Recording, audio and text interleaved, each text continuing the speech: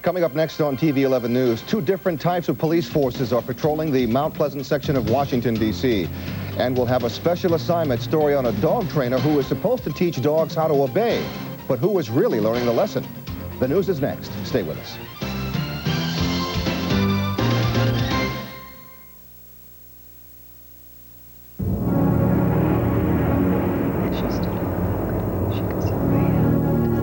The Namib Desert, 50 million years in the making. It's finally ready for the new Jeep.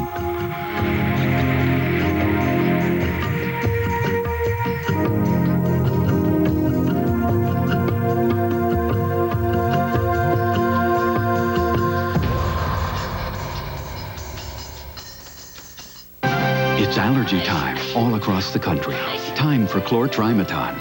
Clinical studies prove chlortrimeton relieves allergy symptoms just as effectively as the leading prescription product. When it's time for allergies, it's time for chlortrimeton. Microsoft Word for Windows is so easy, it just takes one click to make your work look twice as good. Microsoft Word, the word processor for Windows.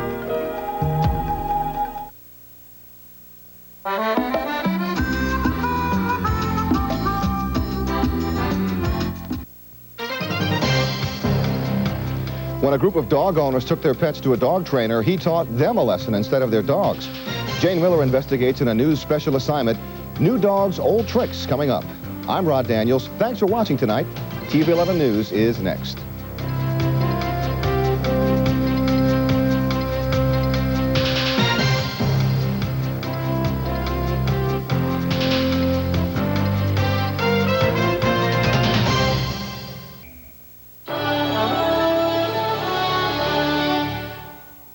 A freight train collides with a speeding pickup, and a desperate wife helps her injured husband. I didn't see how my world could go on without Ron. Rescue 911 Tuesday. Thursday, follow the state police in hot pursuit of a woman harboring dangerous fugitives. How they catch her will amaze you on Top Cuts. This is CBS. Of course I killed them. I thought about hiring somebody to kill them for me, but those guys can be really expensive. Believe me, it's easier than you think. I just aimed, shot, and killed those little creeps myself. Black Flag Ant and Roach Killer kills faster than ever with its exterminator-proven ingredient. They all deserve to die. Faster killing Black Flag.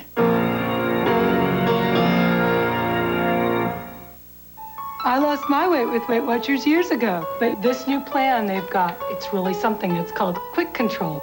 It's simple and it's pre-planned and it's all written down by day. From day one, you're ready to go. This is not a hassle. It's great. It's simple to follow. It puts you in control right from the start.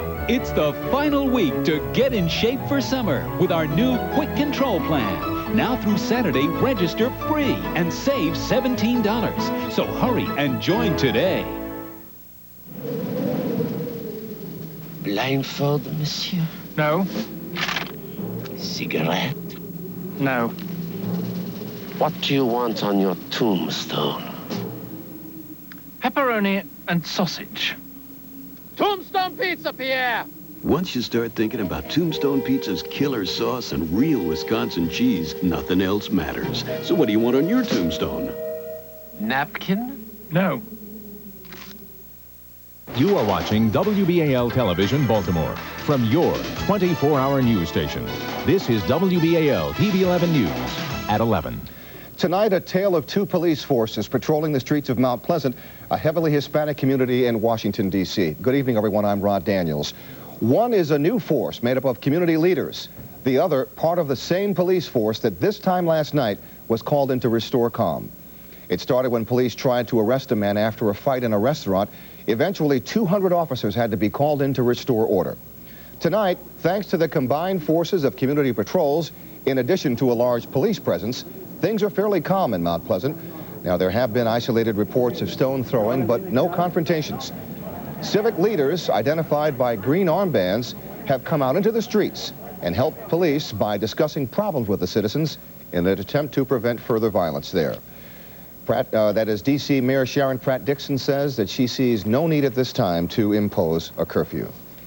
Even though things appeared calm in the latest city to be hit by disturbances in less than a month, around the country, fear appears to be growing over racial tension. Case in point, this latest New York Times CBS poll taken in the wake of the violence in Los Angeles shows 63% of Americans say the government does not pay enough attention to minorities. Now, that's twice the number of people who felt that way just 4 years ago. Tonight, we sent our Lisa Salters out to find out whether Baltimoreans are harboring some of those same fears. Many Baltimore residents say the recent poll only shows them that more Americans are finally realizing what they've known for a long time. There's a lot of people just opening their eyes up to see what's going on, and some people just already knew. It's always been there, white, black, Asian, Hispanic. It's always been there. It's always been rough relations, you know. And people are now just starting to see it. Yeah, I think it should, I think it should have been taken care of a long time ago. People should have started dealing with it. But Baltimoreans know dealing with it is going to take much more than just a nationwide poll. Some say the first step towards solving racial problems must include solving economic ones. I think a lot of people get out of the recession and they get their jobs going and they get more money, there'd be less tension. Still, others believe the key to improving race relations is even simpler than that. To get people in the government that care about the little people and not just the people in a higher tax bracket, just to care about people. But many Baltimore residents say though Washington may finally be hearing the message, they aren't counting on the government to do much of anything to improve race relations anytime soon. They say 12 years of so-called government neglect has taught America to be skeptical. Lisa Salters, WBAL-TV 11 News. New developments in the wake of those Los Angeles riots tonight. A new panel has been appointed to investigate how police handled the crisis. The LA Police Commission ordered the probe in response to criticism that police waited too long to move in on rioters and looters. The panel is chaired by William Webster, former CIA and FBI director. We will find, as always occurs in these situations, that there were mistakes and there were acts of heroism. That probe may help determine why the riot got out of hand. But there's some new census data released today that may help explain why this community was such fertile ground for an uprising. We don't have anything, we don't have any jobs, we don't have any hopes. The census data confirms that. The poverty rate for families in South Central Los Angeles rose to over 30% during the 1980s. That's twice the rate in LA City and almost 3 times the national average.